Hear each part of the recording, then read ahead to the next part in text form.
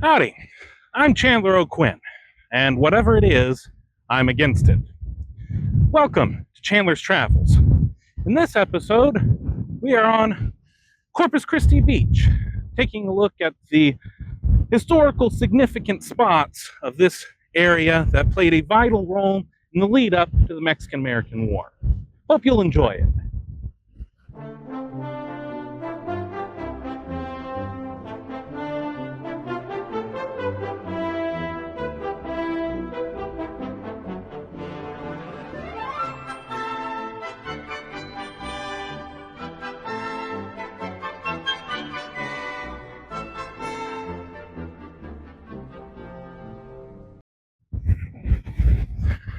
The troops from the U.S. Army started to arrive here on the shores of Corpus Christi Bay around July 30th of 1845.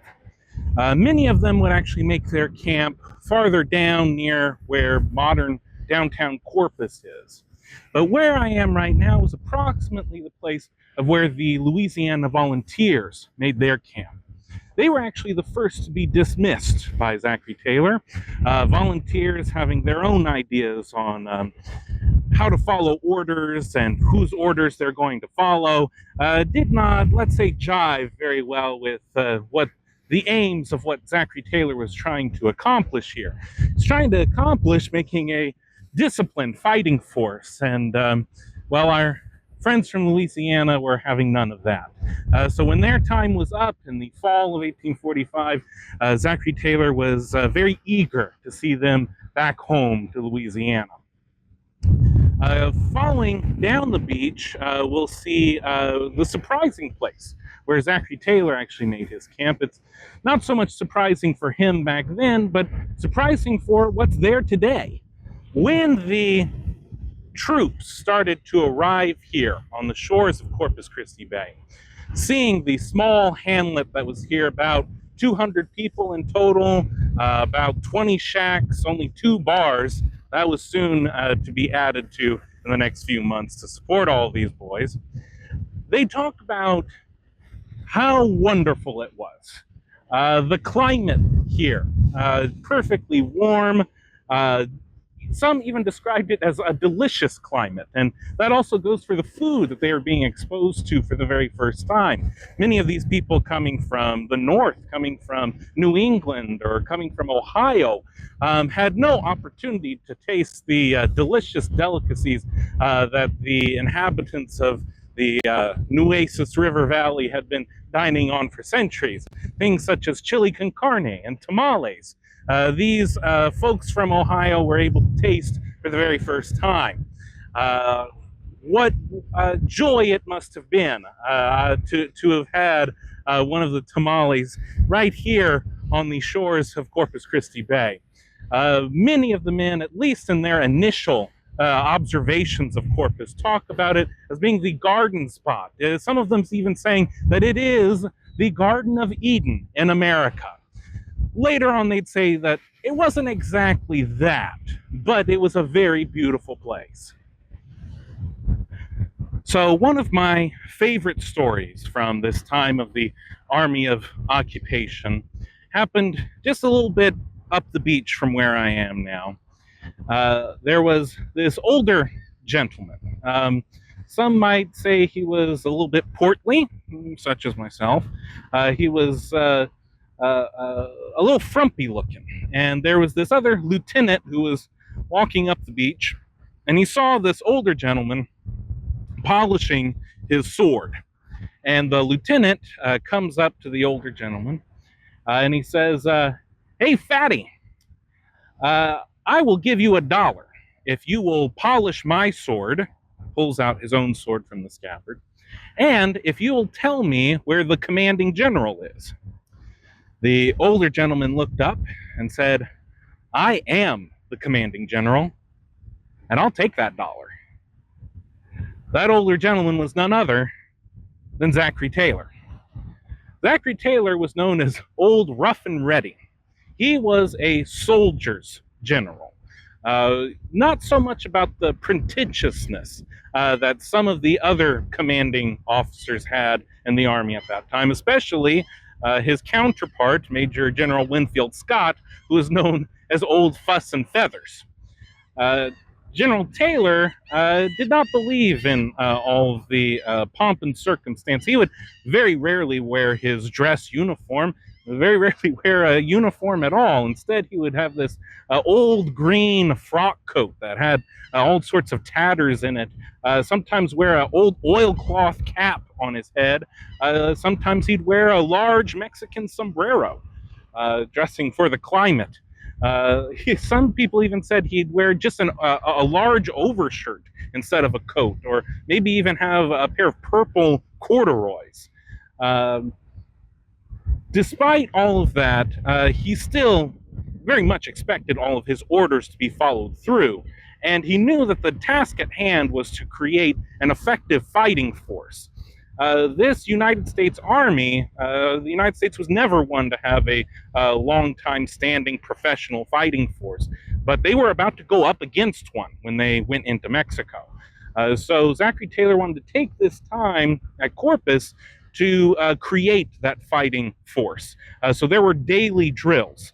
Some of the men, when they left Corpus, were so excited to leave so that they wouldn't have to hear the drum and the fife anymore. Because of these daily drills that they were going on to. Now, I said earlier that this story took place just up the beach from me. The reason that I know that is because there's a major Corpus Christi landmark which has nothing to do with Zachary Taylor or the Mexican-American War, which now is standing approximately where that camp that Zachary Taylor occupied was. The USS Lexington is parked approximately somewhere between where the Lexington and where the aquarium stands today, is where Zachary Taylor made his camp during the 8 months of the Army of Occupation.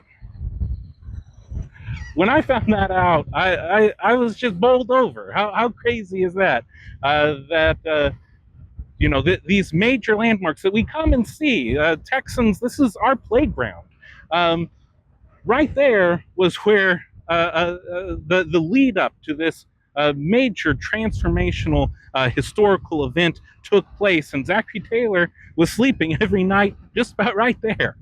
I'm a nerd about these sort of things, but I just thought that was very interesting. I wanted to share all that with you, and especially share some of the more humorous stories about General Zachary Taylor.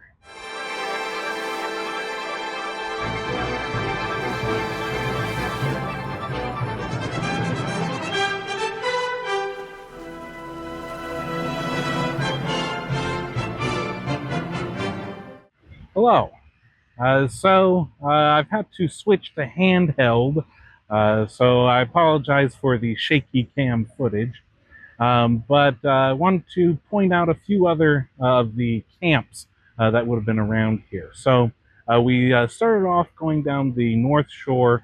There was the Louisiana Infantry. Then there would have been the 3rd Infantry. Then you can sort of see there is the Lexington. The Lexington is where Zachary Taylor's headquarters would have been. Between Taylor's headquarters and the modern-day ship channel is where the 4th Infantry would have camped. Then around here, this is the backside of the American Bank Center. Behind me is the Water Garden. That is where the 5th Infantry would have camped. Modern day Corpus is built right on top of where all of these camps were. Another thing that is so fitting with the American Bank Center being behind me is the first 2 theaters in Corpus Christi were established because of the Army of Occupation being here. So the first theater, interestingly enough, this Water Garden being a circle, it was a circle of canvas, nothing on top, no roof, but canvas just stretched out an entire circle. And this is where the Army would perform for each other. One of the stories that's in every single book about the Army of Occupation is that they did the Merchant of Venice, I believe, and well, there's not too many ladies around in the army, so they had to have privates take the role of some of the, or not just privates, but they had to have men play the role of women, which is how it was done in Shakespeare's time. And so for the character of Desdemona, they chose Lieutenant Ulysses S. Grant. And James Longstreet said that it was one of the worst performances he had ever seen, and very quickly it was sent to get some of the actress ladies, entertaining ladies from New Orleans, to come and entertain the troops. There was also a professional theater which was built for an actual professional actors performed in that theater, and that was made out of actual materials as well. But both of those were around during the first 8 months, or the 8 months of the Army of Occupation. So we'll pick back up looking at some of the other places where the modern day, or we'll pick back up looking at some of the other camps and where they were, because there were the 3rd, 4th, 5th, 7th, and 8th Infantry. The 2nd Dragoons were pretty close to where where Artesian Park is. So this is the 5th Infantry camping spot. We'll continue on looking at where the 7th and 8th Infantry would have camped. As we were talking about earlier, the first theaters in Corpus Christi were designed to entertain the troops at the Army of Occupation, which got me thinking, what would a good old-fashioned USO type show look like for the Army of Occupation in 1845? What you're about to see is something that you're probably not going to understand if you graduated high school after 1985. Being a very, very old man at heart, I thought about a good old-fashioned Bob Hope style special to entertain the troops, and that's what you're about to see. From Fort Marcy, Corpus Christi in the Republic of Texas, it's the Bob Hope Christmas Special, and here's your host, Bob Hope. Thank you. So nice to be here in Corpus Christi, or as I like to call it, the world's biggest sand trap.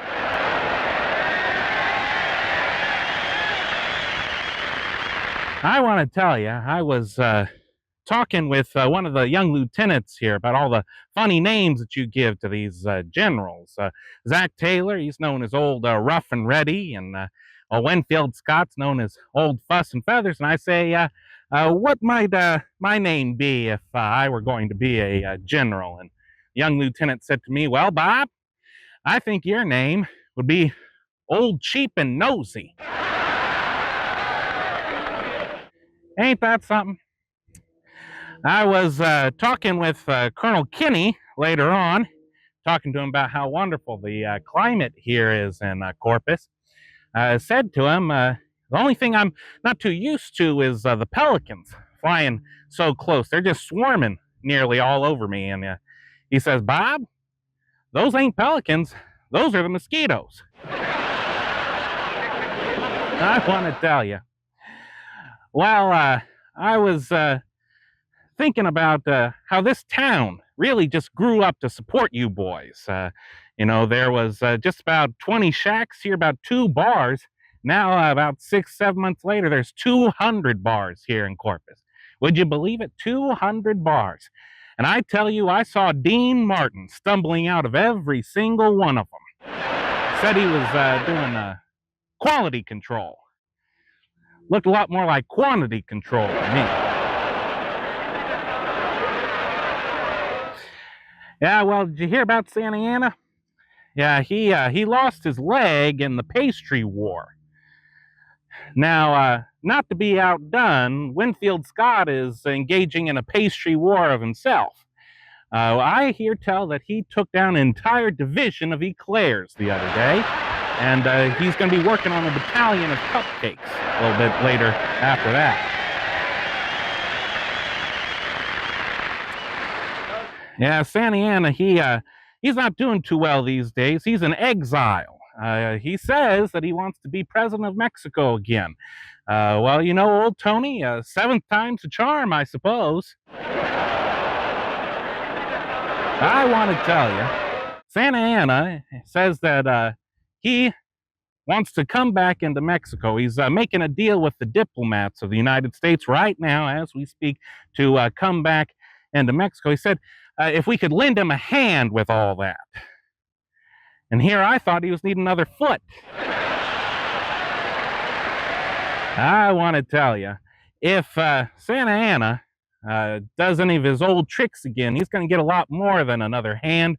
He's going to get another foot right up his rear. Ain't that right, boys?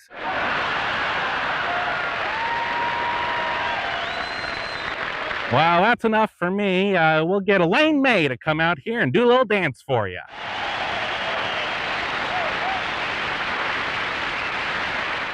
That wraps up this episode of Chandler's Travels. I'd like to thank you all so much for watching. In our next episode, we're going to continue this journey looking at other significant spots around Corpus Christi that play into the story of the lead up to the Mexican-American War. As with all of our videos, if you liked it, we'd hope that you would, of course, like it, share it, subscribe to the channel, tell a friend. Every little bit of support helps us grow this channel. Thank you so much for watching, and until next time, vaya con Dios.